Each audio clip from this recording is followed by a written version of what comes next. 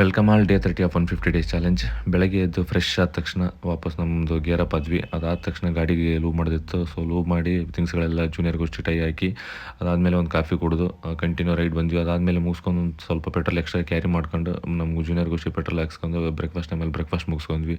ಆಮೇಲೆ continue 150 kilometre ಅಥವಾ 120 kilometre ಇತ್ತು. ಅದೆಲ್ಲ ಮುಗಿಸ್ಕೊಂಡು ಮಧ್ಯಾಹ್ನ ನಿದ್ದೆ ಬರತ್ತಿತ್ತು. ಸೊ ಹಂಗೆ ಒಂದು ಸ್ಟ್ರಾಂಗ್ ಕಾಫಿ ಕುಡ್ಕೊಂಡು ಮತ್ತೆ ರೈಡ್ ಮಾಡಿ ಆಮೇಲೆ ಲಂಚ್ ಟೈಮಲ್ಲಿ ಲಂಚ್ ಮುಗಿಸ್ಕೊಂಡ್ವಿ. ಅದು ಮುಗಿಸ್ಕೊಂಡು ನೀವು ಲೇಟ್ ಮಾಡಕತ್ತೆ ಅಂತ ಒಂದು ಸಲಕ್ಕೆ ವೇಟ್ ಮಾಡಕತ್ತಿದ್ವಿ ಅಭಿಸಲಕ್ಕೆ. ಅದು ಮುಗಿಸ್ಕೊಂಡು ಮತ್ತೆ ಸಾಯಂಕಾಲ ಒಂದು ಸ್ಟ್ರಾಂಗ್ ಕಾಫಿ ಹೊಡೆದ್ವಿ, ಅದು ಮಟ್ಕಾ ಕಾಫಿ. ಅದಾದಮೇಲೆ ಕಂಟಿನ್ಯೂ ಮತ್ತೆ ಒಂದು 3 ಅವರ್ ಕಂಟಿನ್ಯೂ ರೈಡ್ ಮಾಡ್ಕೊಂಡು ಮತ್ತು ನೈಟ್ ನಮ್ಮ ಗಾಡಿಗೆ ಪೆಟ್ರೋಲ್ ಹಾಕ್ಸ್ಕೊಂಡ್ವಿ ಪೂರ್ತಿ. ಅದಾದ ತಕ್ಷಣ ಪೂರ್ತಿ ನೈಟ್ ಔಟ್ ಮಾಡಿದ್ವಿ ಪ್ರಯಾಗ್ರಾಜ್.